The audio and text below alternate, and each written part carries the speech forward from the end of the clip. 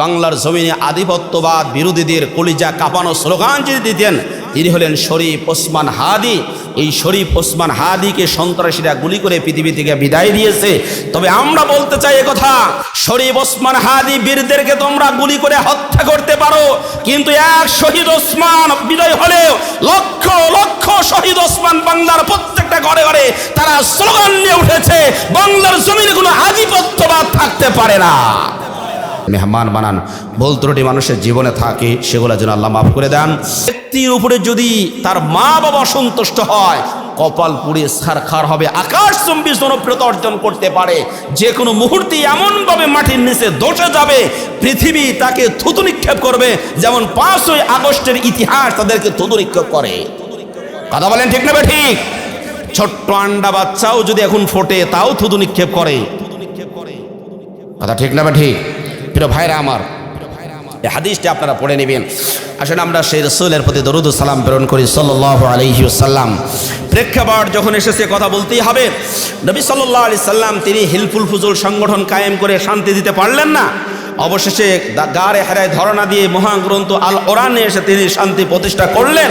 এখান থেকে আমাদের শিক্ষণীয় বিষয় হলো, এই পৃথিবীতে যত মন্ত্র তন্ত্র যত মত আর পথ আছে, কোনো একটা মত আর পথ মানুষকে শান্তি দিতে পারে না। একমাত্র যেই পথ আর যেই মত শান্তি দিতে পারে সেই পথের নাম হলো আল কোরআনের পথ। কথা বলেন ঠিক কিনা? আল কোরআন ছাড়া মানুষ যদি ভিন্ন কোনো পথে শান্তি খোঁজে, তাহলে শান্তি খুঁজতে খুঁজতে জীবন শেষ হয়ে যাবে, কিন্তু শান্তি নামক পায়রা কোনোদিন ধরা দেবে না। আবার প্রিয় ভাইয়েরা, এই জন্য আমি আলোচনার প্রারম্ভে কথা বলতে চাই, মহাগ্রন্থ আল কোরআনের ভিতরে আল্লাহ রাব্বুল আলামিন 6666 অথবা 6263 আয়াত কারিমা নাজিল করেছেন। এই প্রত্যেকটা আয়াত মানুষের পথ নির্দেশনার জন্য এসেছে। সুতরাং আমরা এই কথা বলতে চাই, এতদিন পর্যন্ত এই পৃথিবীর মানুষ তাদের মন গড়া মতবাদ দিয়ে পরিচালনা করেছে, বাংলার এই জমিনটা 54 বছর অতিবাহিত করেছে, কিন্তু আমাদের এই দেশে শান্তি প্রতিষ্ঠা করতে পারে না। ও দুনিয়ার মুসলমানেরা, দল মত নির্বিশেষে যে যেই দল করেন না কেন, এটা আমার দেখার বিষয় নয়। আপনাদের কাছে উদাত্ত আহ্বানে রাখতে চায়, আগামী দিনে কোনো দল দেখতে চায় না, একটা দল দেখতে চায়, তার নাম হলো কোরআনের দল। রাজি আছেন? কারা কারা দুহাত তুলে আল্লাহকে দেখান।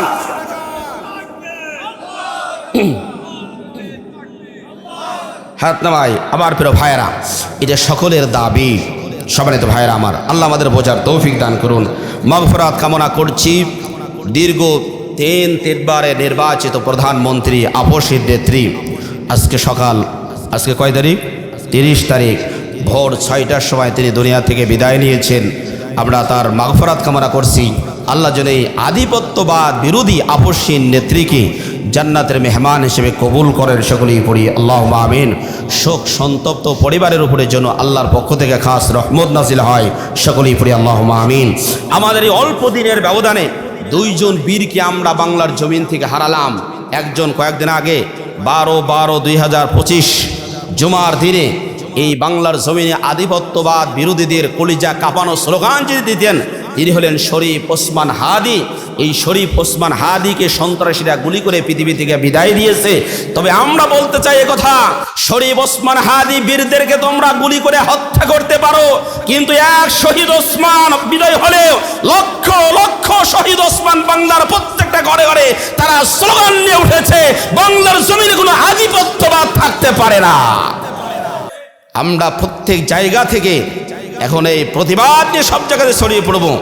সন্ত্রাস মুক্ত, চাঁদাবাজ মুক্ত, টেন্ডারবাজ মুক্ত, আদিবাদ বিরোধী মুক্ত এই বাংলার জমিন যদি আমরা গঠন করতে পারি, তাহলে সকলেই আমরা শান্তিতে থাকবো। চিল্লা বলেন ঠিক কিনা?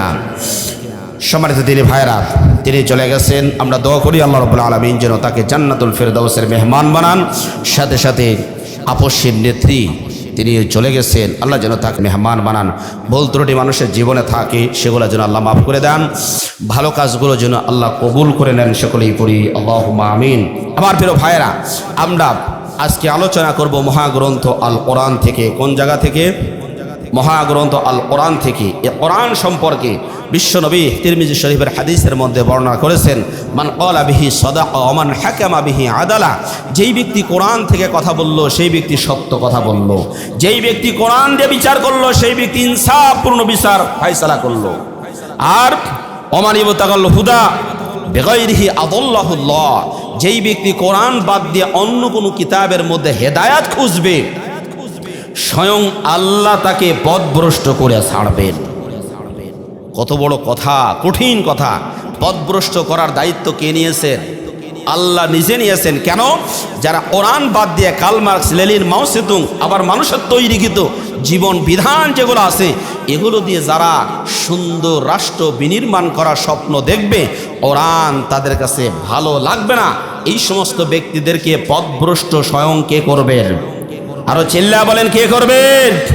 সুতরাং আল্লাহ যদি কাউকে পথভ্রষ্ট করে ওই ব্যক্তিকে কেউ কি আর পথ দেখাতে পারবে? বিশ্বনবী আরো বর্ণনা করেছেন, মান তারাকাহু মিন জাব্বারিন আসাবাহুল্লাহ। কোনো ব্যক্তি যদি কোরআনটাকে উপহাস করে, ঠাট্টা বিদ্রুপ করে, নেগলেক্ট করে, অপমান করে, এটা পরিহার করে, এর আইন কানুন যদি না মানে, তাহলে আল্লাহ রাব্বুল আলামিন বলেন ওই ব্যক্তির রাষ্ট্রটাকে আমি ভেঙে খান খান করে দিব, একটা জায়গাতেও শান্তির পায়রা খুঁজে পাবে না। আমাদের দেশে শান্তি আছে? জোরে বলেন, শান্তি আছে? নিরাপত্তা আছে? সিকিউরিটি নাই, নিরাপত্তা নাই, কিচ্ছু নেই। তার একটা উজ্জ্বল ছোট্ট দৃষ্টান্ত দিয়ে সামনে যায়। গত পরশুদিন সিরাজগঞ্জ শহরের চৌরাস্তার মোড়ে একজন যুবককে দিনের বেলায় কুপিয়ে কুপিয়ে ছুরিকাঘাত করে হত্যা করেছে। নাম তার আব্দুর রহমান রিয়াদ। আমার দারুল ইসলাম মডেল মাদ্রাসায় ছাত্ররা 7 পর্যন্ত পড়ে পরে কলেজে চলে গেছে, আর পড়ে নাই। ছোট্ট একটা ঘটনাকে কেন্দ্র করে, কি ঘটনা? মাঝখানে কথা কাটাকাটি হয়েছিল। এই কথা কাটাকাটির ঘটনাকে কেন্দ্র করে সিএনজির মধ্যে বসে আছে, আর এরা চাপাতি, কুড়াল, এরপরে ছুরি নিয়ে উপর চুপুরি আঘাত করে ছুরি একদম প্যাডের এখান দিয়ে মেরে দিয়ে দুর্বৃত্তরা পলায়ন করেছে। ছেলেটা মাগরিবের পরপরই মৃত্যুবরণ করেছে। বিকাল 4টার সময় তাকে ছুরিকাঘাত করেছে। সম্মানিত ভাইয়েরা আমার, এই যে কোনো জায়গাতে হত্যা হচ্ছে, হাদি ভাই হত্যা হলো, অমুক হত্যা, তমুক হত্যা, ইত্যাদি ইত্যাদি জায়গায় মানুষ তার জীবনের কোনো সিকিউরিটি পাচ্ছে না। এই সিকিউরিটি যদি দিতে হয় তাহলে কোরআনের বিকল্প কোনো আইন হতে পারে? জোরে বলেন, আইন হতে পারে? পারে না। আমরা কোরআন থেকে আলোচনা করব। আবার প্রিয় বাবাজিরা খেয়াল করেন, আপনাদের সামনে কোরআনুল কারীমের 14 নম্বর পারা 1 নম্বর পৃষ্ঠার 9 নম্বর লাইনের 9 নম্বর আয়াতে কারিমা তেলাওয়াত করেছি।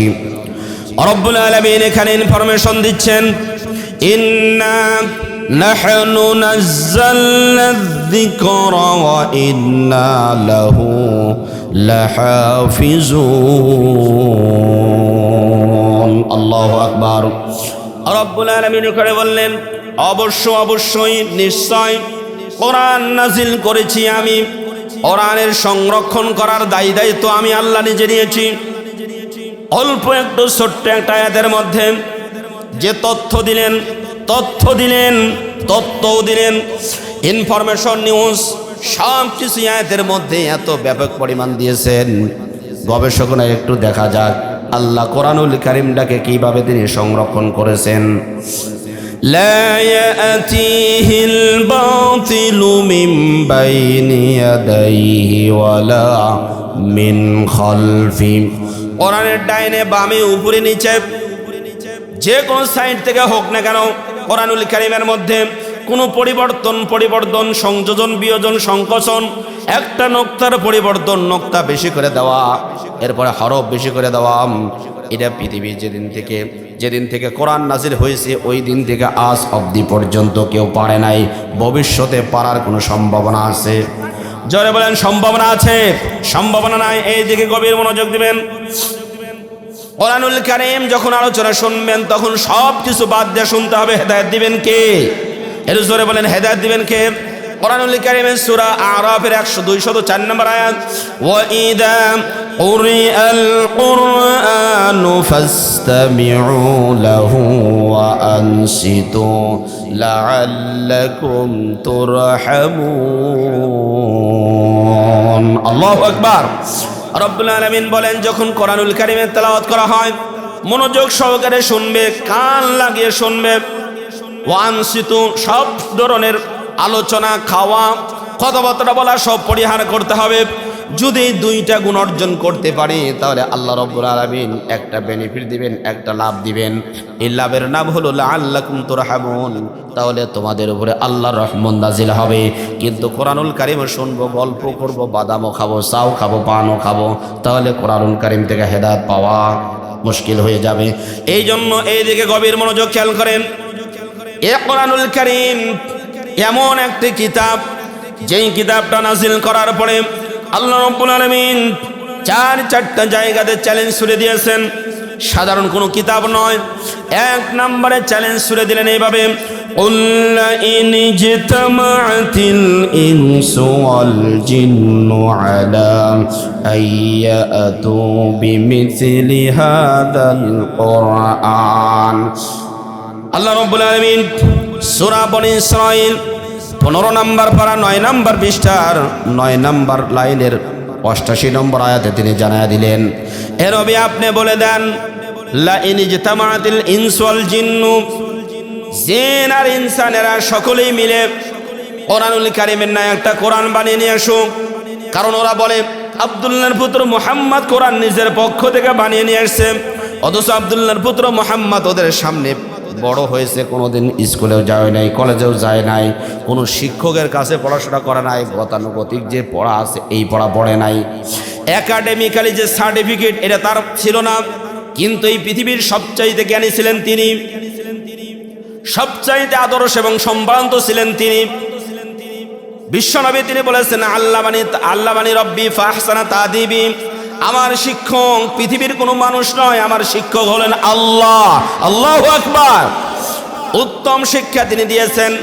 নবীর ভিতরে যেই শিক্ষা আছে এই শিক্ষা পৃথিবীর অন্য কোনো মানুষের ভিতরে জোরে বলেন না আছে, নাই। আল্লাহ নিজেই বলেছেন, লাকাদ কানা লাকুম ফি রাসূলিল্লাহি উসওয়াতুন হাসানা। হে নবী আপনার যে চরিত্রের হলো উত্তম চরিত্র, আপনার চরিত্রের চাইতে উত্তম চরিত্র আর হতে পারে না। অথচ আমাদের দেশে বিভিন্ন ব্যক্তি বিভিন্ন জনের চরিত্র গ্রহণ করে, আদর্শ গ্রহণ করে। বিশ্ব নবীর আদর্শ চরিত্র গ্রহণ করা ছাড়া মারা গেলে এই ব্যক্তি জান্নাতে যাওয়ার কোনো সম্ভাবনা নাই। কোরআনুল কারীমের অহরহ রেফারেন্স আছে, ছোট্ট করে শুধু বলে দিই, ওই দিকে যাওয়ার সুযোগ নাই। আপনারা সূরা নিসার 65 নম্বর আয়াত পড়বেন, সূরা নিসার 60 নম্বর আয়াত পড়বেন, বিস্তারিত বর্ণনা করা আছে। এই আয়াতে কারিমাগুলো যদি পড়েন তাহলে বিশ্ব নবীর চরিত্র গ্রহণ করা ছাড়া ওরা যা করবে এগুলা সব বিফলে যাবে। কিভাবে বিফলে যাবে? সূরা কাহাফের 103 নম্বর আয়াতটা আপনারা পড়বেন, আল্লাযীনা দাল্লা সা'য়ুহুম ফিল হায়াতিদ দুনিয়া ওয়া হুম ইয়াহসাবুনা আন্নাহুম ইউহসিনুনা সুনা। রব্বুল আলামিন 16 নম্বর পারা 3 নম্বর পৃষ্ঠার মাঝামাঝি অংশে সূরা কাহাফের 103 নম্বর আয়াতে বলে দিয়েছেন, ওদের সব আমল ধ্বংস হয়ে যাবে, একটা আমলও কবুল হবে না, কারণ ওরা বিশ্ব নবীকে আদর্শ হিসেবে মানে না। আমার প্রিয় বাবাজিরা, এই বিশ্ব নবী কোনো ব্যক্তির কাছে পড়াশোনা করে নাই, ওনাকে শিক্ষা দিয়েছেন স্বয়ং আল্লাহ। এখন ওরা বলে আব্দুল্লাহর পুত্র মুহাম্মদ নিজের পক্ষ থেকে কোরআন বানিয়েছে। এ আরবের জ্ঞানী গুণীরা ওই সময় তারা সবচাইতে বেশি শিক্ষিত ছিল, এত সাহিত্যের ঝংকার তাদের মাঝে ছিল। এই সাহিত্যগুলো নিয়ে এখনো তাফসির করা হয়, সাহিত্যের উপরে পিএইচডি ডক্টরেট ডিগ্রি অর্জন করা হয়। এত উচ্চাঙ্গের সাহিত্য সেই সময় ছিল। প্রিয় বাবাজিরা একটু মনোযোগ সহকারে শোনেন। আল্লাহ রাব্বুল আলামিন চ্যালেঞ্জ করে দিলেন, তোমরা যদি বলো আব্দুল্লাহর পুত্র মুহাম্মদ এগুলো নিজের পক্ষ থেকে বানিয়ে নিয়ে এসেছে, তাহলে তোমরা যত বড় সাহিত্যিক আছো সমস্ত সাহিত্যিকরা একত্রিত হয়ে জিনদেরকেও ডাকো, তোমরা যেন কোরআনুল কারীমের ন্যায় একটা কোরআন বানিয়ে নিয়ে এসো। রব্বুল আলামিন এই চ্যালেঞ্জ শুনে দেওয়ার পরে কোনো ব্যক্তি চ্যালেঞ্জ গ্রহণ করলো না।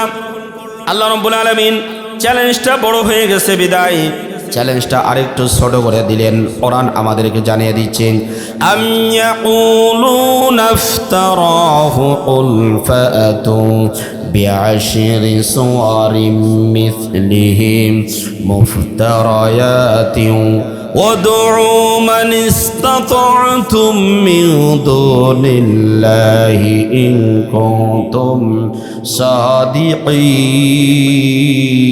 صادقين الله أكبر সূরা হুদ 2 নম্বর রুকু 12 নম্বর পারা 2 নম্বর পৃষ্ঠার প্রথম নম্বর লাইনে 14 নম্বর আয়াতে আল্লাহ রাব্বুল আলামিন তিনি জানিয়ে দিলেন ওরা কি বলে যে তারা মুহাম্মদ কোরআন নিজে বানাইছে ইফতারা মানে মিথ্যা রচনা করা ওরা কি বলে মুহাম্মদের নিজের পক্ষ থেকে বানাইছে যদি তাই হয়ে থাকে তাহলে তোমরা তোমাদের পক্ষ থেকে কোরআনুল কারীমের ছোট্ট ছোট্ট 10টা সূরা তোমরা তৈরি করো ছোট্ট ছোট্ট সূরা কেমনে হলো আরবি গ্রামারের মধ্যে একটা কায়দা আছে নাকেরা শব্দ এর শেষে যদি তানবির আছে তানবিন তাহলে সবচেয়ে ছোট্ট অর্থ দেয় কমের অর্থ দেয় এখানে সুয়ারিন শেষে তানবিন আসছে তার মানে কোরআনুল কারীমের ছোট্ট ছোট্ট যে 10টা সূরা আছে এই 10টা সূরা তোমরা বানিয়ে নিয়ে আসো আমার প্রিয় বাবাজিরা এই চ্যালেঞ্জ ছুড়ে দেওয়ার পরে কোনো ব্যক্তি চ্যালেঞ্জ গ্রহণ করলো না শেষ পর্যন্ত আল্লাহ রাব্বুল আলামিন চ্যালেঞ্জটাকে আরো ছোট্ট করে দিলেন কোরআন আমাদেরকে জানিয়ে দিচ্ছে ওয়া ইন কুনতুম ফি রাইবিম মিম্মা নাযালনা আলা আবদিনা ফাতু বিসূরাতিম মিন মিছলি ওয়াদউ শুহাদাআকুম মিন দুনিল্লাহি ইন কুনতুম সাদিকিন আল্লাহু আকবার রব্বুল আলামিন সর্বশেষ চূড়ান্তভাবে তিনি চ্যালেঞ্জ ছুড়ে দিলেন সূরা বাকারা 1 নম্বর পারা 3 নম্বর পৃষ্ঠার শেষের দিকে 24-23 নম্বর আয়াতের মধ্যে তিনি জানায়া দিলেন হে অবিশ্বাসীরা শোনো তোমরা যদি কোরআনের ব্যাপারে সন্দিহান হও সন্দেহ করো সন্দেহ পোষণ যদি করে থাকো তাহলে কোরআনুল কারীমের মধ্যে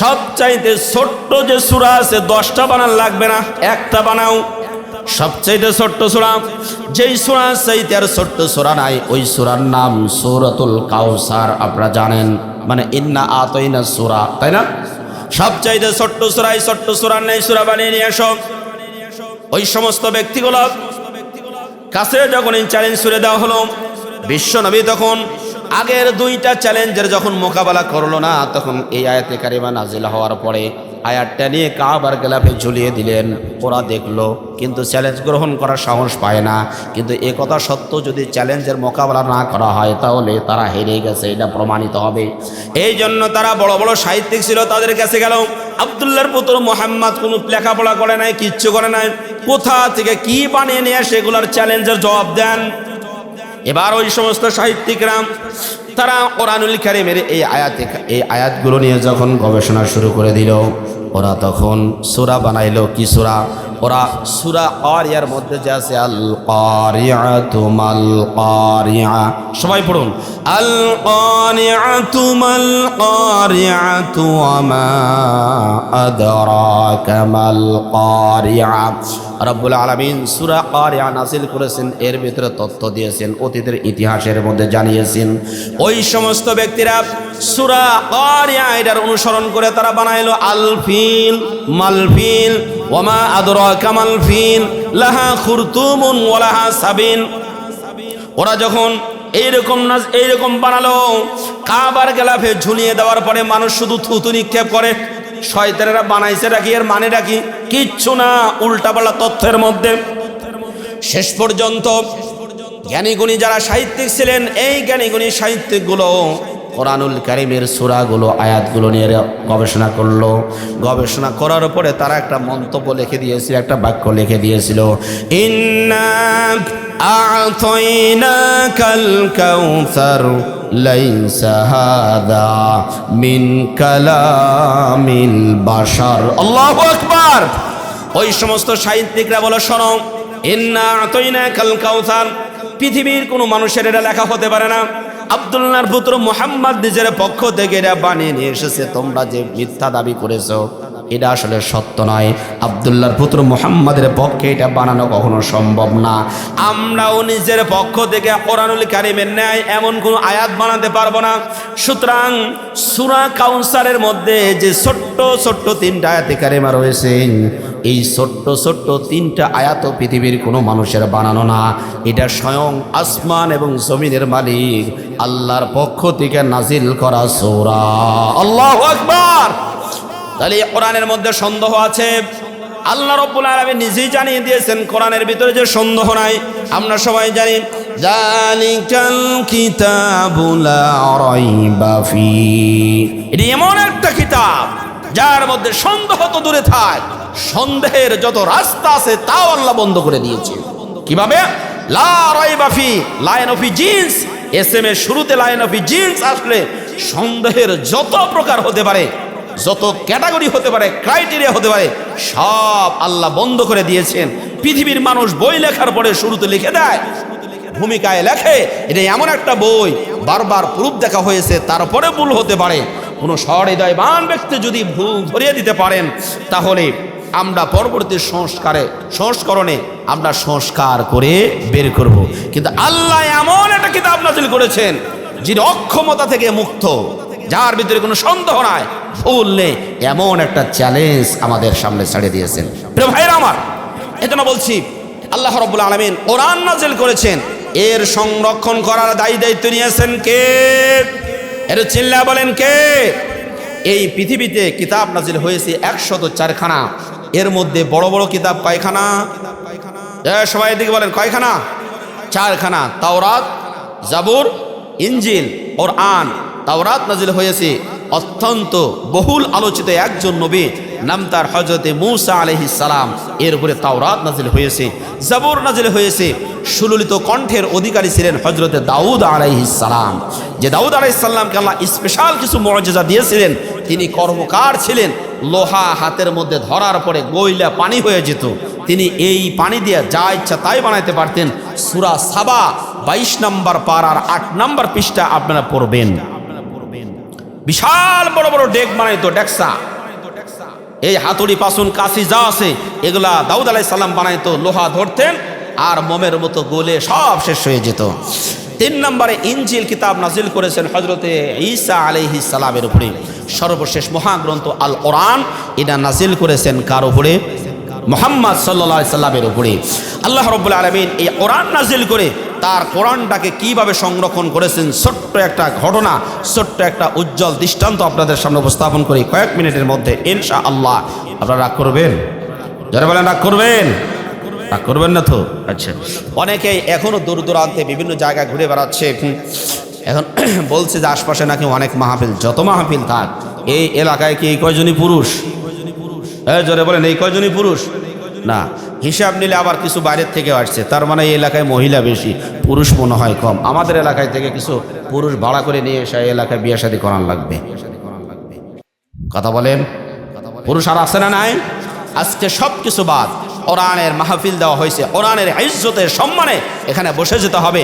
কোরআনকে যারা ইজ্জত করবে, সম্মান করবে, তাদের ইজ্জত বাড়িয়ে দিবেন কে? আরো জোরে বলেন কে? ইয়ারফাইল্লাহুল্লাযীনা আমানু মিনকুমুল্লাযীনা উতুল ইলমা দারাজাত। সূরা মুজাদালা 28 পারা 2 নম্বর পৃষ্ঠার শেষের দিকে আল্লাহ রাব্বুল আলামিন এই আয়াত বলছেন, ইয়ারফাইল্লাহুল্লাযীনা আমানু মিনকুম, তোমাদের মধ্য থেকে যারা ইলম অর্জন করেছে আল্লাহ তাদের মর্যাদা বৃদ্ধি করে দিয়েছে। কোরআনের আলোচনা যেখানে হয় সেই জায়গাটাকে রহমতের ফেরেশতা দিয়ে পরিবেষ্টন করে রাখে। আর মান ক্বালা বিহি সাদাকা, যারা কোরআন থেকে কথা বলে তারা সত্য কথা বলে। আজকে শুধু সত্য কথাই বলা হবে, মিথ্যার কোনো আশ্রয় নেওয়া হবে। কোরআনের ভিতরে যা কিছু আছে তা কত পার্সেন্ট সত্য?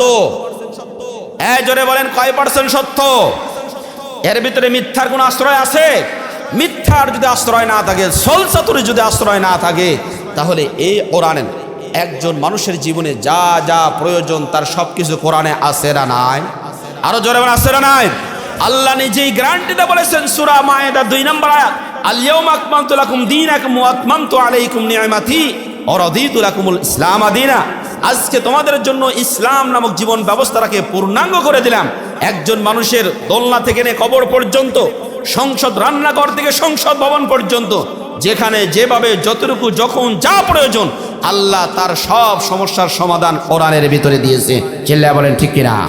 সুতরাং আমি কেমনে হাল ববো, কেমনে চাষ করব, ব্যবসা করব কেমনে, বিয়ে শাদী কেমনে করব, লেখাপড়া কেমনে করব, কি লেখাপড়া করব, তার সব কিছু আল্লাহ কোরআনে দিয়েছে। সুতরাং তাই যদি হয় তাহলে আমি রাজনীতি কেমনে করব তার সমাধান কোরআনে আছে না নাই? আস্তে করে বলেন, বেড়ারও কান আছে না নাই? আছে। তাহলে রাজনীতি কেমনে করতে হওয়া এটাও কোরআনে আছে। যারা বলে কোরআনের ভিতরে খবরদার রাজনীতি নেই, রাজনীতির কথা বলবেন না, অনুরোধের সুরে বলবো, দুহাতটা পায়ে দিয়ে বলবো, যদি এই কথা আপনার অন্তরে বদ্ধমূল হয়ে থাকে আল্লাহর জান্নাত আপনার কপালে নসিব হবে না। তার ডকুমেন্ট আপনাকে দিয়ে যাচ্ছি, ফাও কথা বলছি না। সূরা ফুরকান 30 নম্বর আয়াত খুলে পড়বেন, 19 পারার 1 নম্বর পৃষ্ঠা। ওয়ালা রাসূল ইয়া রাব্বি ইন্না কওমি ইত্তাখাযু হাযাল কুরআনা মাহজুরা। হে রাসূল, রাসূল কিয়ামতের দিন আল্লাহকে ডাক দেয়া বলবেন, আল্লাহ এই যে একটা কোর্ট ফাইল দিয়ে গেলাম, এর ভিতরে আমি চলে আসার পরে এক শ্রেণীর মানুষ আসিল যারা রাজনীতি করেছে কিন্তু কোরআন দিয়ে রাজনীতি করে নাই, ওদের নামে এই যে মামলা দিয়ে গেলাম, বিচার করো। এবার বলেন কিয়ামতের ময়দানে বিশ্বনবী যাদের বিরুদ্ধে মামলা দিবে ওই সমস্ত ব্যক্তিদের পক্ষে কোনো উকিল কি দাঁড়ানোর সুযোগ আছে? আরো জোরে বলেন, সুযোগ আছে? কোরআন কেন নাজিল হয়েছে এই প্রশ্নের উত্তর যদি খুঁজে পেতে চান, সূরা নিসার 105 নম্বর আয়াত, ইন্না আনজালনা ইলাইকাল কিতাবা বিল হক লিতাহকুমা বাইনান নাস। কোরআন নাজিল করেছি বিচার ফায়সালা করার জন্য মানুষের মাঝে। আর বিচার ফায়সালা আমাদের দেশে কি কোরআন দিয়ে বিচার ফায়সালা হয়? আরো জোরে বলেন, হয়? হয় না। কিতাবুন আনজালনাহু ইলাইকা লিতুখরিজান নাসা মিনাজ যুলুমাতি ইলান নূর। সূরা ইব্রাহিমের 2 নম্বর আয়াতে আল্লাহ রাব্বুল আলামিন বলে দিয়েছেন, এই কিতাব এমন কিতাব যেটাকে নাজিল করেছি মানুষদেরকে মানুষের তৈরিকৃত অন্ধকার মতবাদ থেকে বের করে ইসলাম তথা নূরের দিকে তিনি আহ্বান করবেন, বের করে নিয়ে আসবেন। ইসলাম ছাড়া কোনো ধরনের মুক্তি আমাদের পাওয়া সম্ভব? যারা বলেন সম্ভব। যেই কোরআনের থেকে কথাগুলো বললাম, এই কোরআনের চর্চা MA মান্নান হাফিজিয়া মাদ্রাসায় হয় কিনা? যারা বলেন হয় কিনা? আবার প্রিয় বাবাজিরা এই দিকে গভীর মনোযোগ দেন। আল্লাহ রাব্বুল আলামিন নিজে কোরআন নাজিল করেছেন, কোরআনের সংরক্ষণ করার দায়িত্ব স্বয়ং তিনি নিয়ে এসেছেন। জ্বলন্ত একটা উদাহরণ আপনাদের সামনে দিয়ে দিই। 1999 সালে 17ই আগস্ট, 1999 সালের 17ই আগস্টে বর্তমানের আধুনিক যে তুরস্ক রয়েছে, তদানীন্তনকালে এটা একটা সেকুলার রাষ্ট্র ছিল, যেখানে আজান দেওয়া নিষেধ ছিল, সংসদ ভবনে হিজাব পরা নিষেধ ছিল। যেই জায়গাতে আয়া সোফিয়া একটা মসজিদ আছে, এই আয়া সোফিয়া মসজিদটা যেখানে লক্ষ খানিক মানুষ একসাথে নামাজ আদায় করতে পারে, এই জায়গাতে এই মসজিদটাকে তারা জাদুঘর বানিয়ে রেখেছিল। বর্তমানে এটাকে আধুনিক তুরস্ক বলা হয়। এই তুরস্কের সাগরের মাঝে একটা দ্বীপ রয়েছে, নাম তার মারমারা দ্বীপ। কি নাম? মারমারা দ্বীপ। ইনশাআল্লাহ নাম কি? মারমারা দ্বীপ। মনে রাখবেন কি দ্বীপ? মারমারা দ্বীপে 1999 সালের 17ই আগস্ট এই মারমারা দ্বীপে তদানীন্তনকালের সেকুলার রাষ্ট্রপ্রধান কিছু সেনা প্রধানদেরকে, অবসরপ্রাপ্ত সেনা প্রধানদেরকে তারা অভ্যর্থনা জানাবে। আমরা ওই যে অভ্যর্থনা জানাই না বিভিন্ন অনুষ্ঠান করে, এই যে যেমন গত 25 তারিখে বাংলাদেশে প্রায় 17 বছর পরে তারেক জিয়া আগমন করলেন, তাকে অভ্যর্থনা দেওয়ার জন্য 300 ফিট মঞ্চ তৈরি করা হয়েছিল না? করা হয়েছিল অভ্যর্থনা। এদেরকে অভ্যর্থনা দিবে, চাকরি শেষ হয়ে গেছে। এখন চিন্তা করলো শুধু আমরা একা একা অভ্যর্থনা দিলে কেমন হয়? ইসরায়েলের যারা সেনা প্রধান ছিল তাদেরকে আহ্বান করলো, আমেরিকার যারা আছে তাদের সেনাদেরকে আহ্বান করলো। কারণ ইসরায়েল এবং আমেরিকা, বিশেষ করে আমেরিকার সেনা বিভিন্ন দেশে আছে না নাই, কুক্ষিগত করার জন্য, নিয়ন্ত্রণ, ভূ রাজনৈতিক নিয়ন্ত্রণ করার জন্য তাদের সেনারা সেখানে দখল করে রেখে দিয়েছে, যেন আমাদের উপরে তারা মাতব্বারি করতে না পারে। কিন্তু আমরা বলতে চাই কথা, আমরা সারা পৃথিবীর নেতৃত্ব গ্রহণ করব, কারণ সারা পৃথিবীর নেতৃত্ব গ্রহণ করার জন্য নির্দেশ দিয়েছেন কে? আরো চিল্লায় বলেন কে? আমেরিকা শক্তিশালী না আল্লাহ শক্তিশালী? কোরআন শক্তিশালী নাকি ইসরায়েল শক্তিশালী? সেই কোরআন যদি আমাদের কাছে থেকে থাকে, কোরআনের আহ্বানে, কোরআনের বিধান দিয়ে সারা পৃথিবীকে জয় করেছিলেন হযরত ওমর, হযরত আবু বকর, পঞ্চম খলিফা সারা পৃথিবী জয় করেছিলেন। বাদশাহ সেকেন্দার পৃথিবীর এক প্রান্ত থেকে আরেক প্রান্ত রাজা ছিলেন। সুতরাং সেই কোরআন আমাদের কাছে আছে না নাই? আরো চিল্লা বলে আছে না নাই? কোরআনের রাজ কায়েম করেন, কোরআন অনুযায়ী নিজের জীবন গঠন করেন, সারা পৃথিবী আমার আপনার পায়ের নিচে সিজদা করবে। কথা বলেন ঠিক না ঠিক? আর এর জন্য আপনাদেরকে ছোট্ট একটা পরামর্শ দেব। সূরা আনফালের 60 নম্বর আয়াত পড়বেন। কে আছে? ওয়াইদু লাহুম মাসতাতাতুম মিন কুওয়া ওয়া মিন রিবাতিল খাইল। এই পৃথিবীর যত আধুনিক মানের অস্ত্র আছে, উন্নত মানের অস্ত্র আছে, যানবাহন আছে, তার সব কিছুর মালিক মুমিনদেরকে হওয়ার জন্য আল্লাহ নিজে অর্ডার দিয়েছে। আইদু, তোমরা প্রস্তুত করো। আলেম ওলামা জানা আছেন, একটু গবেষণা করেন। আমি পায়ে অনুরোধ দিয়ে হায়াত রেখে বলবো, একটু গবেষণা করেন। কোরআন শুধু এমনি পড়ার জন্য না। আফালা ইয়াতাদাব্বারুনাল কোরআন, তারা কি কোরআন নিয়ে গবেষণা করবে না? আমা আলা কুলুবিনা আকফালুহা, নাকি তাদের অন্তরে তালা মারা হয়েছে? আল্লাহ আক্ষেপ করে এই কথা বলেছেন। কোরআন রিসার্চের কিতাব, কোরআন গবেষণার কিতাব, বিজ্ঞানের তথ্য কোরআনে দেয়া ভরা। সময় থাকলে বলতাম। সম্মানিত ভাইয়েরা আমার, খেয়াল করেন। এবার তারা সবাই এই রাষ্ট্র জমকালো অনুষ্ঠান করা হলো। আজকে আমাদের দেশে জমকালো অনুষ্ঠান মানেই হলো এই ড্যান্স দেওয়া আর হচ্ছে ডিজে পার্টি করা। কথা বলেন ঠিক না? ঠিক।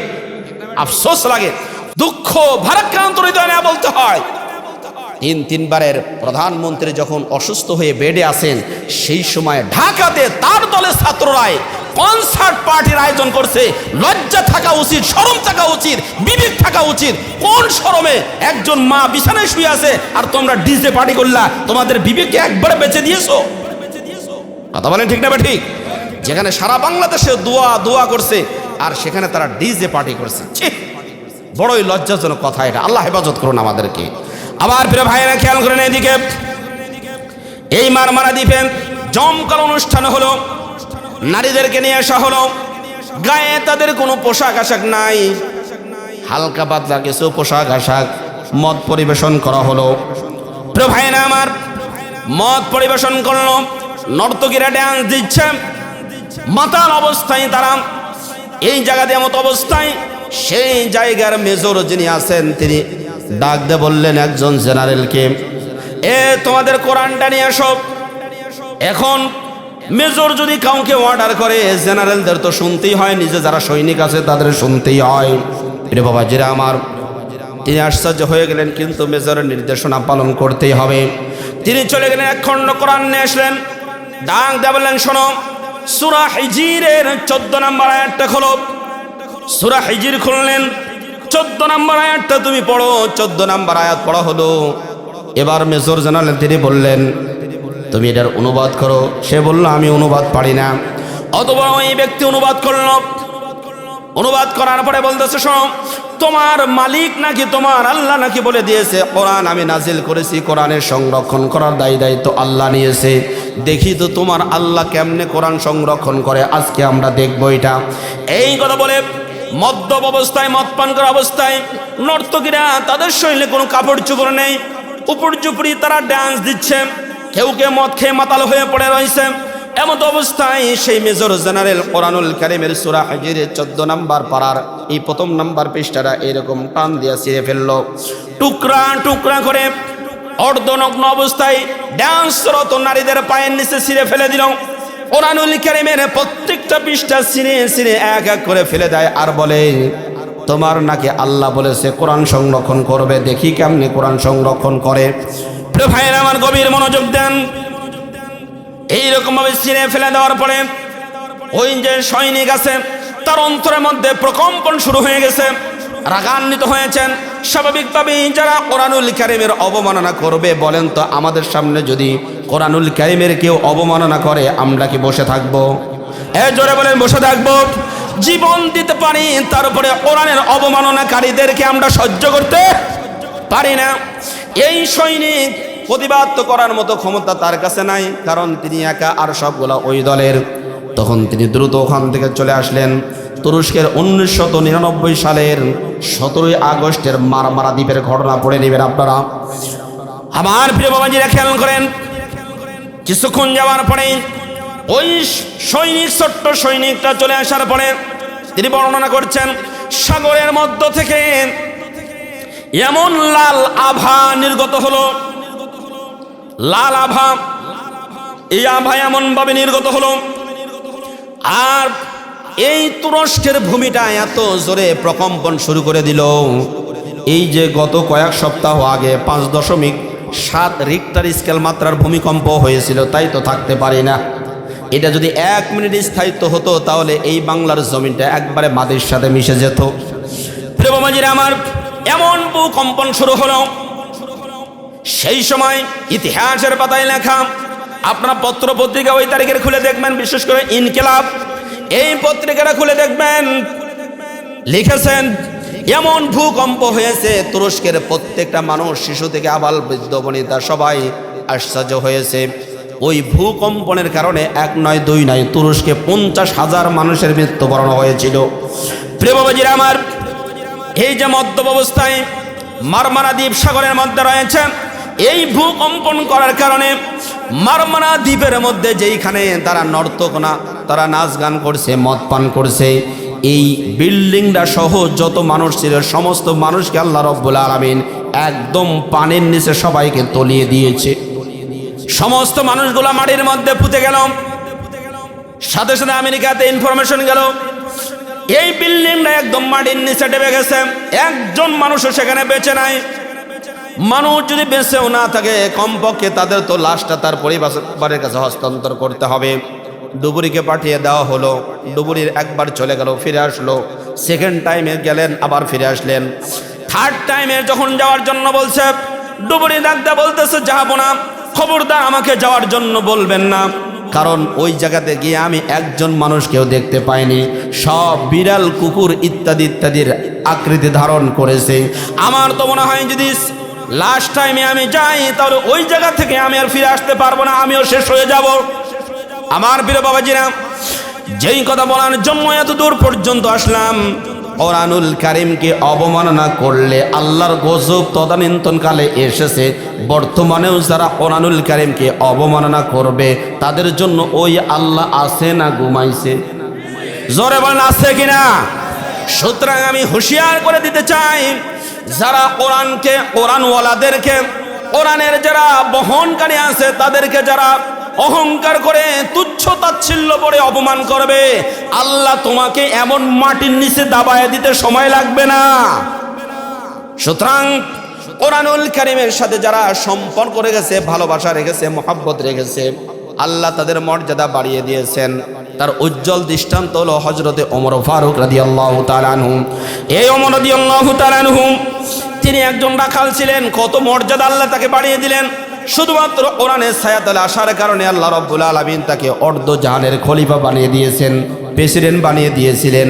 যে ওমর ছিলেন একজন রাখাল, ছাগল চড়াইতো, কেউ তাকে চিনত না। শুধুমাত্র কোরআনুল কারীমের ছায়াতলে আসার কারণে আল্লাহ রাব্বুল আলামিন তার মর্যাদা বাড়িয়ে দিয়েছেন। সূরা তাহা পড়বেন, এই সূরা তাহার মধ্যে আল্লাহ রাব্বুল আলামিন ওমর রাদিয়াল্লাহু তাআলা আনহুর ইসলাম গ্রহণ করার জীবন বৃত্তান্ত এখানে দেওয়া আছে। আমার প্রিয় বাবাজিরা, এই কোরআনের চর্চা যেখানে হয়, কোরআনের অনুবাদ যেখানে শেখানো হয়, কোরআনের লালন পালন করা যেখানে শেখানো হয়, সেই জায়গাগুলো আমাদের গড়ানো দরকার না ভাঙ্গা দরকার? জোরে বলেন, ভাঙ্গা দরকার না গড়ানো দরকার?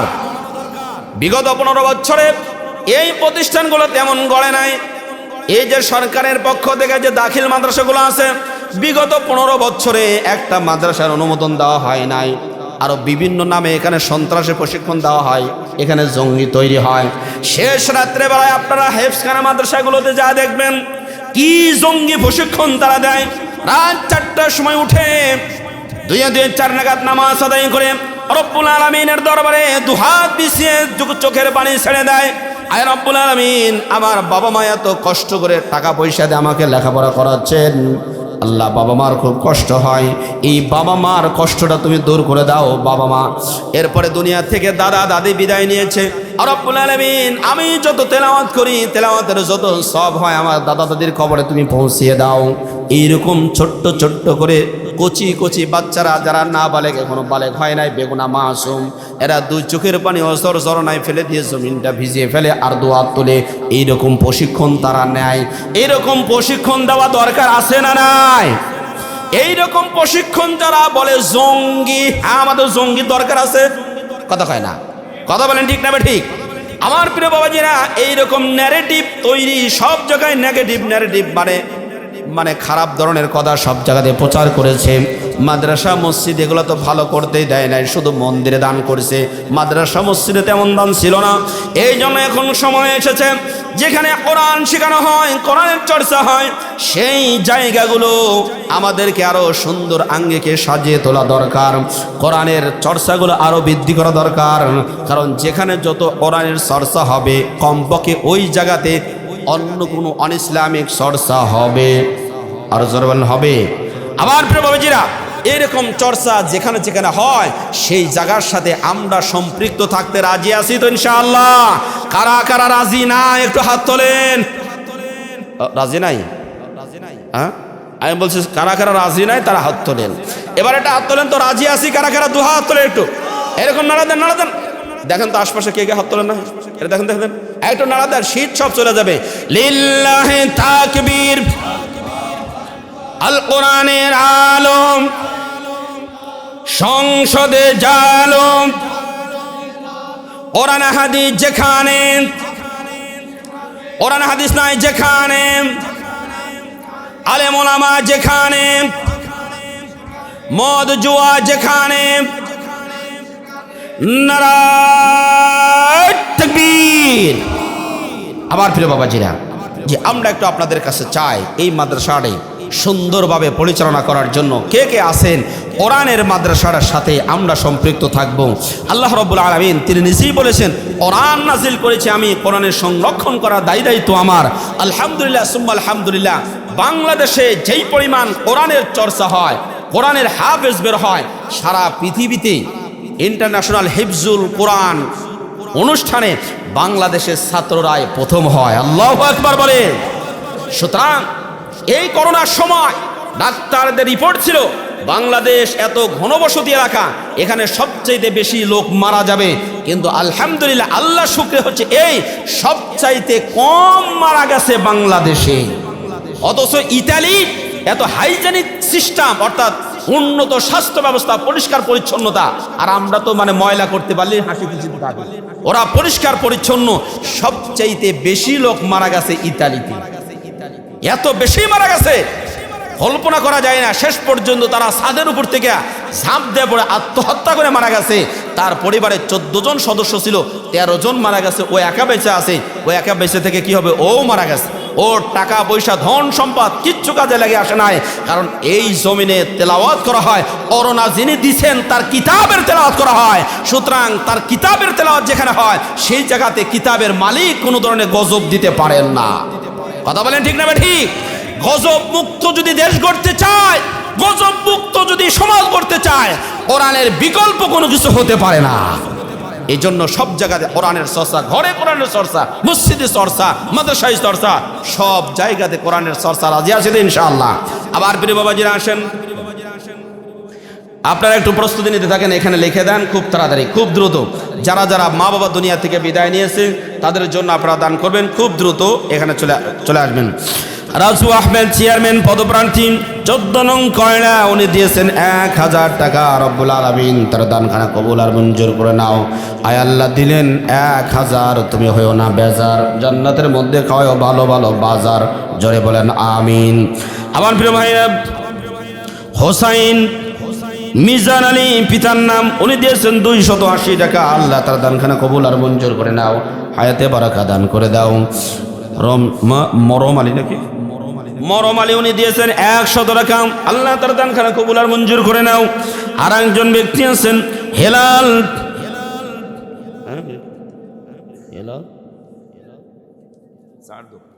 হেলাল 4 দোকান, উনি দিয়েছেন 100 টাকা। আল্লাহ তাদের সবার দানখানা কবুল আর মঞ্জুর করে নাও। সকলেই পড়ি আল্লাহুম্মা আমিন। দিয়া দনভ যেমন কেড়ে নিতে কতক্ষণ, সকাল বেলার বাদশারে তুই ফকের সন্ধ্যাবেলা, আল্লাহ মানুষকে দিয়েও পরীক্ষা করেন, না দিয়েও পরীক্ষা করেন। আমার প্রিয় বাবাজিরা, আমরা অনেক সময় মনে করি আমরা নিজেদের ক্ষমতার বলে এত সম্পদ উপার্জন করেছি।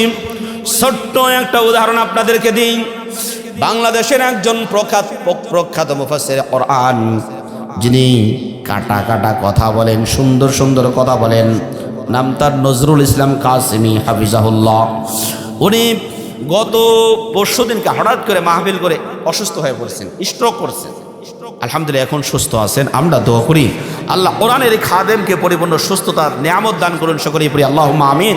ছোট্ট ছোট্টভাবে কথা বলেন, অত্যন্ত আকর্ষণীয় কথা বলেন। স্ট্রোক করে ব্রেনের সমস্যা হয়েছে। আরেকজন ভাই দিয়েছেন 200 টাকা, আল্লাহ তাআলা দানখানা কবুল আর মঞ্জুর করে নিক। এই যে ব্রেনের মালিক, জোরে বলেন তো কে? আরো জোরে বলেন কে? আমি আপনি এটা বলি, হ্যাঁ আমার ক্ষমতার বলে আমি ইনকাম করছি। আচ্ছা বলেন তো, আমার আপনার মতো অনেক মানুষ আছে যাদের ব্রেন শর্ট হয়েছে, স্ট্রোক করেছে, অথবা কি হয়েছে, ব্রেন নষ্ট হয়ে গেছে। অনেক টাকা পয়সার মালিক, বাড়িতে ধন সম্পদ সব কিছু আছে, কিন্তু এই সব কিছু রেখে উল্লাপাড়া স্টেশন দিয়ে ঘুরে বেড়ায়, আছে না নাই?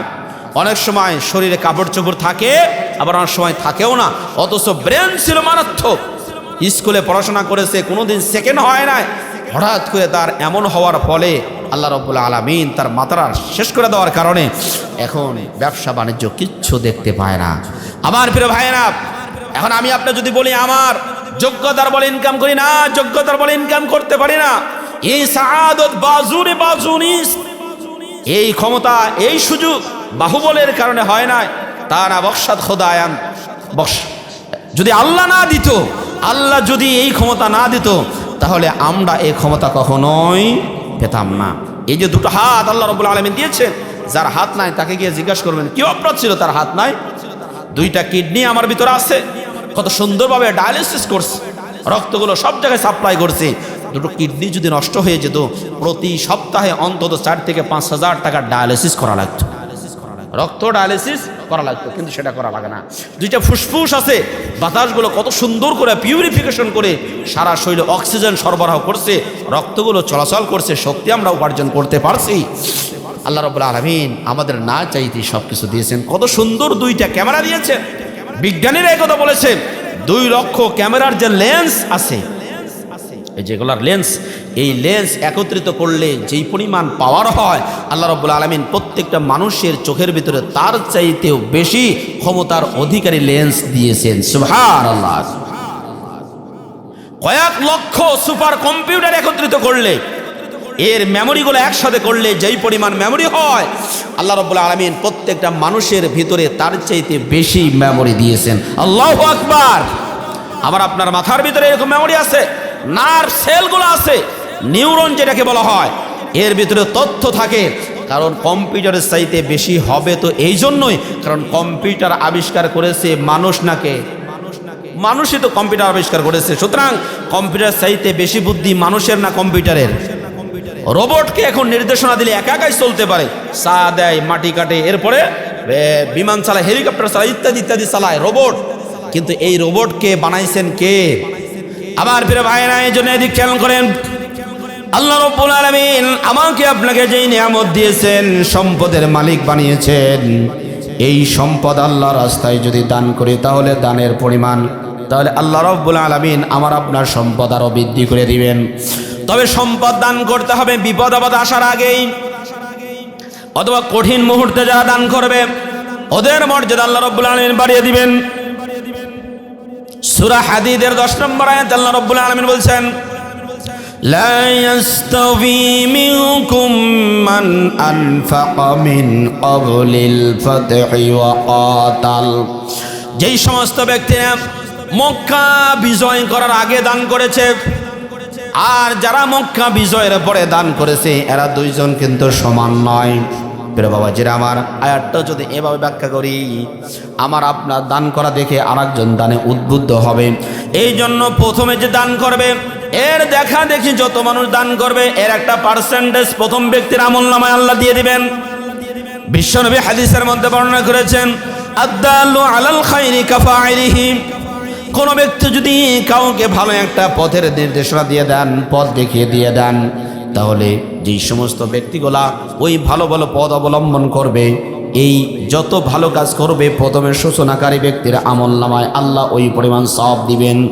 প্রিয় বাবাজিরা আমার একটু জলদি করে আসেন, কোন কোন ব্যক্তি আছেন 1000, 2000, 500, 2000 করে টাকা দান করবেন নবীর ঘর মাদ্রাসায় কারা কারা দান করবেন একটু জলদি করে আসেন।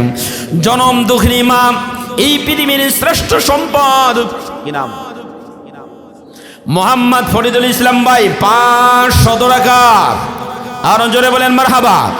রব্বুল আলামিন ফরিদুল ইসলাম ভাই 500 টাকা করলেন দান, দুনিয়া এবং আখিরাতে বৃদ্ধি করে দাও মান। আল্লাহ জান্নাতের মধ্যে শোনায় হুর ফরিদের গান। আল্লাহ দিলেন 500 টাকা, দুনিয়া এবং আখিরাতে যেন থাকে না কোনো টাকা, যাবতীয় প্রয়োজন তুমি পূরণ করে দাও। রব্বুল আলামিন 500 টাকাকে 5 লক্ষ টাকায় রূপান্তরিত করে ফেরত দাও। আর রব্বুল আলামিন বালা মুসিবত দূর করে দাও, আসমানি বালা আসমানি শেষ করে দাও, জমিনি বালা জমিনে দাফন করে দাও। আমার প্রিয় বাবাজিরা, আমাদের অনেকের বাবা মা দুনিয়া থেকে বিদায় নিয়ে অন্ধকার কবরের যাত্রী হয়েছে। বাবা মা যদি এই কনকনে শীতের মধ্যে জীবিত থাকতেন, কমপক্ষে কম্বল কেনা লাগতো, খাবার দাবার দেওয়া লাগতো। যদি অসুস্থ হয়ে পড়তেন তাহলে তাদেরকে চিকিৎসার ব্যবস্থা করা লাগতো। প্রিয় ভাইজানের আমার, খেয়াল করেন, এই আদরের মা বাবা যাদের দুনিয়া থেকে বিদায় নিয়েছে, ওই মা বাবাদের কথা স্মরণ করে নবীর ঘর মাদ্রাসায় কিছু কিছু করে দান করেন, একদম কৃপণতা না করে জলদি করে চলে আসেন। বিশ্ব নবী তার হাদিসের মধ্যে বলেছেন, যারা দান করে, যেই সমস্ত ব্যক্তিরা দান করে, আস-সাখিয়্যু করিবুম মিনাল্লাহ, করিবুম মিনান নাস, করিবুম মিনাল জান্নাহ, বাঈদুন আনিন নার। যারা দান করে আল্লাহ রাব্বুল আলামিন তাদের ব্যাপারে 4 ধরনের ফজিলতের কথা বর্ণনা করেছেন। যারা দান করে এরা আল্লাহর নৈকট্য ভাজন হয়ে যায়, আল্লাহর প্রিয় ভাজন হয়ে যায়। 2 নম্বরে এরা মানুষের নিকটবর্তী হয়ে যায়, মানুষের কাছে প্রিয় হয়। 3 নম্বরে এরা আল্লাহর কাছাকাছি চলে যায়, আল্লাহর প্রিয় ভাজন হয়ে যায়। 4 নম্বরে এরা জাহান্নাম থেকে অনেক দূরে চলে যায়। পক্ষান্তরে টাকা পয়সা সবই আছে কিন্তু দান করে না। অল বখিলু বাঈদুম মিনাল্লাহ ওয়া বাঈদুম আনিল জান্নাহ ওয়া বাঈদুন আনিন নাস ওয়া করিবুম মিনান নার। বিশ্ব নবী হাদিসের মধ্যে বর্ণনা করেছেন, যারা দান করে না তারা আল্লাহ থেকে দূরে চলে যায়, মানুষের থেকে দূরে চলে যায়। ওই সমস্ত ব্যক্তিরা জাহান্নামের কাছাকাছি চলে যায়। আমার প্রিয় বাবাজিরা, আল্লাহ রাব্বুল আলামিন বিশ্ব নবীকে দান করার জন্য এত উদ্বুদ্ধ করেছেন, এত কথা বর্ণনা করেছেন। আসলে টাকা পয়সা থাকার জিনিস নাম। এই যে আমি আপনি যত টাকা পয়সা নিয়ে আসি, এই মুহূর্তে যদি মৃত্যুবরণ করি এগুলার কিচ্ছু থাকবে না। আর একজন মুরব্বী দিয়েছেন কিছু টাকা, রব্বুল আলামিন এখানে 200 খান টাকা রয়েছে, আল্লাহ তার দানখানা কবুল আর মঞ্জুর করে নাও, জানে মালে বরকত দিয়ে দাও। আল্লাহ হায়াতে তাইয়্যিবা দান করো। রেজা ওয়ার্কশপ মিস্ত্রি উনি দিয়েছেন 1200 টাকা, জোরে বলেন মারহাবা। রব্বুল আলামিন রেজা মিস্ত্রি ভাই 1200 টাকা করলেন দান, আল্লাহ তুমি বৃদ্ধি করে দাও মান। আল্লাহ জান্নাতের মধ্যে শোনায় হুর পরিদের গান, আর তুমি জান্নাতের মধ্যে খাওয়াও ভালো মানের পান। সকলেই করেন আমিন। আমার প্রিয় বাবাজিরা, জলদি করে এদিকে আসেন। দান করলে শয়তান অসন্তুষ্ট হয়, আল্লাহ সন্তুষ্ট হয়। দান করলে সম্পদ বাড়ে। সূরা বাকারা আল্লাহ রাব্বুল আলামিন 224 নম্বর আয়াতের মধ্যে জানিয়ে দিয়েছেন, 64 নম্বর আয়াত, আশ-শাইতানু ইয়াইদুকুমুল ফাকরা ওয়া ইয়া'মুরুকুম বিল ফাহশা আল্লাহু ইয়াইদুকুম মাগফিরাতাম মিনহু ওয়া ফাদলা আল্লাহু ওয়াসিউন আলীম। রব্বুল আলামিন এখানে বললেন, শয়তান তোমাদেরকে ওয়াদা দেয় গরিব হওয়ার। তোমরা যদি টাকা দাও তাহলে গরিব হয়ে যাবে। আল্লাহ বলেন, আল্লাহ ওয়াদা দিচ্ছেন দান করলে ফলাফল বাড়িয়ে দিবেন কে? আরো জোরে বলেন কে? এই যে বাবারা সরষা লাগাইছি, ঘন যদি এইরকম মারাত্মক শুধু শীত পড়তে থাকে তাহলে দানা হবে না। কুয়াশা যদি না হয় দানা হবে না। এই দানা বৃদ্ধি করার মালিক জোরে বলেন কে? আরো জোরে বলেন কে? কয়েক বছর আগে ধানের মাঝরা পোকাতে মারাত্মক পোকা ধরেছিল। ধানের এই অনেক মারাত্মক পোকা ধরেছিল, যেই জমিনে হওয়ার কথা 20 থেকে 25 মন, সেখানে হয়েছে 12 থেকে 15 মন। যেই আল্লাহ ধানের মধ্যে পোকা দিতে পারে, কয়েক বছর আগে দিয়েছে, ওই আল্লাহ ছুটি না বাড়িতে গেছে, কথা বলে না আছে, ওই আল্লাহ আবারও দিতে পারে। ফসলের জাকাত হচ্ছে সদকা করা, সদকা করলে, দান করলে ফসলের জাকাত আদায় হয়ে যায়। আর জাকাতের একটা শব্দের অর্থই হলো জাকাত মানে নমা, বৃদ্ধি পাওয়া, বৃদ্ধি পায়। সম্পদের দান করবেন, বৃদ্ধি করে দিবেন কে? আরো জোরে বলেন, বৃদ্ধি করে দিবেন কে? ইন্না সাদাকাতা লা তুদফা গাদাবার রাব্বি ওয়া তাদফাউ মাইতাতাস সুই। দান সদকা করলে বালা মুসিবত দূর হয়ে যায়, অপমৃত্যু দূর হয়ে যায়। দুইজন ব্যক্তি একসাথে পথ চলছে, হঠাৎ করে সোজা রাস্তায় দুইজন হুজুটকে পড়ে গেছে। একজন পায়ে ছিলে গেছে, আর একজনের পায়ের কোটি ভেঙে গেছে। হয় কি হয় না? কোটি ভেঙে গেছে, অনেক হয়। এখন যার পা ছিলে গেছে, ও হোমিও ডাক্তারের কাছ থেকে একটা পুরিয়া খাইছে, বাস হয়ে গেছে, 20 থেকে 25 টাকার মধ্যেই শেষ। আর একজন হাসপাতালে গিয়ে এই কোটি তার অপারেশন করে 3 মাস একদম টানা দেয়, বেঁধে রাখে, বেড রেস্ট, এর মধ্যে ওঠা যাবে না, লড়া যাবে না, কিচ্ছু করা যাবে না। অথচ এই ব্যক্তি কয়েকদিন আগেই বলতো দোকানে প্রতিদিন তার কয়েক লক্ষ টাকা ইনকাম হয়, সে না গেলে দোকান নষ্ট হয়ে যাবে। এখন এই 3 মাস যে বেডে শুয়ে রয়েছে, দোকান চালাইটা কি? কথা বলেন ঠিক না? ঠিক। লক্ষ লক্ষ টাকা শেষ হয়ে গেল, খোঁজ না দেখা গেল যেই ব্যক্তির হালকা পাতলা ছিলে গেছে, বাড়ি থেকে বের হওয়ার সময় কিছু কিছু দান করেছে। আর এ হলো মক্ষিচুস, কৃপণ ব্যক্তি, দান করে না। ওই যে আমাদের দেশে একটা কথা আছে না, সামনে দিয়ে সুই গেলে ধরে পালায়, আর পিছন দিয়ে হাতটি গেলে পরেও ধরতে পারে না। কথা বলেন ঠিক না? ঠিক। ও দান করবে না, কিন্তু আল্লাহ তাআলা এমন বিপদ দিবে, যেই বিপদের ফলে দেখবেন ওর সারে সর্বনাশ হয়ে যাবে। আল্লাহ পারে কি পারে না? আশরাফ আলী থানভী রহমাতুল্লাহি আলাইহি উনি তার কিতাবের মধ্যে লিখেছেন, আগের যুগে জোরদার ছিল, জোরদার পর্যন্ত জমিদার আর কি। এই জমিদার যারা ছিল, এই জমিদারদের বাড়িতে অনেকগুলো গরু থাকতো, রাখাল থাকতো, তাই না? কয়েক জোড়া হালের গরু, কয়েকজন রাখাল থাকতো। এগুলো এখন নাই, হারিয়ে গেছে, এখন আর নাই। আলম মুদি দোকানদার, উনি দিয়েছেন 1000 টাকা। জোরে বলেন, জোরে বলেন। স্যার আসেন, আপনার বাড়ির কাছে আছে, আপনি ফাঁকে আছেন? হ্যাঁ ঠিক আছে, পরিচিত মানে আলোকদা মাদ্রাসা প্রিন্সিপাল স্যারকে জানবো না, মানে দুলাল স্যার। হ্যাঁ দুলাল হুজুর, হ্যাঁ প্রিন্সিপাল মানুষ না? হ্যাঁ আমার বাড়ি এখানে। আলহামদুলিল্লাহ, স্যার আসেন। সম্মানিত ভাইরা আমার, আশরাফ আলী থানভী রহমাতুল্লাহি আলাইহি লেখেন, এইরকম এক বিশাল বড় বাড়ি, গরু দিয়ে ভরা, রাখাল দিয়ে ভরা।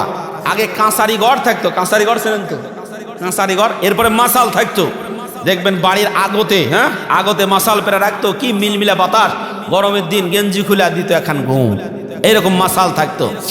এখন এই কাঁসারি ঘরের নিচে যেই বাড়িতে গরু টরু থাকে, কিছু কুকুরও থাকে, বিড়ালও থাকতো।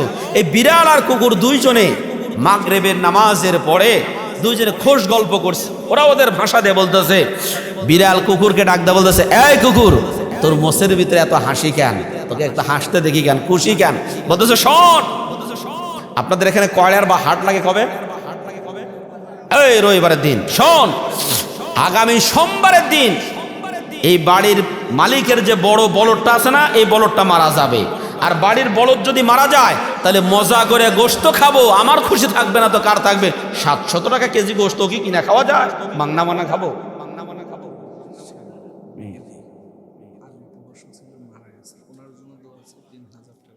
আলহামদুলিল্লাহ, আলহামদুলিল্লাহ। আমাদের অধ্যক্ষ সাহেবের শ্যালক, দুলাল সাহেবের শ্যালক, এক মাদ্রাসার প্রভাষক ছিলেন, দুনিয়া থেকে বিদায় নিয়েছেন। শ্যালক মানে ওনার চাইতে বয়স কম না বেশি? দেখি আপনাদের বুদ্ধি টেস্ট করি। শ্যালক মানে ওনার চেয়ে বয়স কম না বেশি? কম। তার মানে ওনার চাইতে অল্প বয়সে দুনিয়া থেকে চলে গেছেন। আল্লাহ কাউকে আগে নিয়ে যান, কাউকে পরে নিয়ে যান। 80টা আছে, এটা আগামী বৃহস্পতিবারের দিন মারা যাবে। এই কথা বলার পরে মালিক এবার বুধবারে হাটে নিয়ে বিক্রি করছে। সন্ধ্যাবেলায় বিড়াল ডাক দেয়া বলে, এ দোস্ত শোন, তুই গরু খাইতে চাইলি, গরু খাইতে পারলি না, খাসি খাইতে চাইলি, খাসিও তো খাইতে পারলি না, সব বিক্রি করে দিল, কিন্তু তোর মনের ভিতরে হাসির তোর কমতি দেখি না, ব্যাপারটা কি? উনি এবার ডাক দো, কুকুরটা ডাক দেয়া বলে, শোন দোস্ত, আগে খাইতাম কাঁচা গোশত, এখন খাবো পাকানো গোশত, রান্না করা গোশত। তার মানে হলে এই যে বাড়ির মালিক আছে, এই মালিক কয়েকদিন পরে মারা যাবে, আর মারা যাওয়ার পরে এত বড় বাড়ির মালিক তার ব্যাপার দিবে, আর ব্যাপার দিলে তখন দেখবেন ওখানে সব গোস্ত তারা খাইতে পারে না, অনেক গোস্ত নষ্ট হয়ে যায়, কাঁচা গোস্ত না, এখন পাকানো গোস্ত, রান্না গোস্ত। এই রান্না গোস্ত আমি খাবো, সুতরাং আগের চাইতে এখন আমার হাসি আরো বেশি। প্রিয় ভাইরা আমার, আশরাফ আলী তানভীর রহমতুল্লাহ আলাইহি এই ঘটনাটা নিয়ে এসেছেন হাসির জন্য না, বরং তিনি বুঝাইতে চেয়েছেন এই হাদিসটা ইন্না সাদাকাতা লা তুদফা গাদাবার রাব্বি ওয়া তাদফাউ মাইতাদাসসুই, হাদিসের ব্যাখ্যা করতে গিয়ে তিনি বলেছেন, বুঝাইতে গিয়ে বলেছেন, যদি বেচারা গরুটা বিক্রি না করতো তাহলে খাসিটা মরতো না, আর খাসিটা যদি বিক্রি না করতো তাহলে এই বেচারা এত তাড়াতাড়ি মরতো না, ও আরো কিছুদিন পরে মরতো। এবার মালিক আল্লাহর কাছে ডাক দেয়, বলে রব্বুল আলামিন, গরু মারা যাবে বলে কয়রার হাটে বিক্রি করলাম, ছাগল মারা যাবে বলে বুধবার হাটে বিক্রি করে দিলাম, এখন আমি মারা যাব, আমি কোন হাটে বিক্রি করব? এবার বলেন তো, মানুষের কি আর কোনো হাটে বিক্রি হওয়ার সুযোগ আছে? সুযোগ নাই। এই জন্য দান সৎকা করলে বালা মুসিবত দূর হয়ে যায়।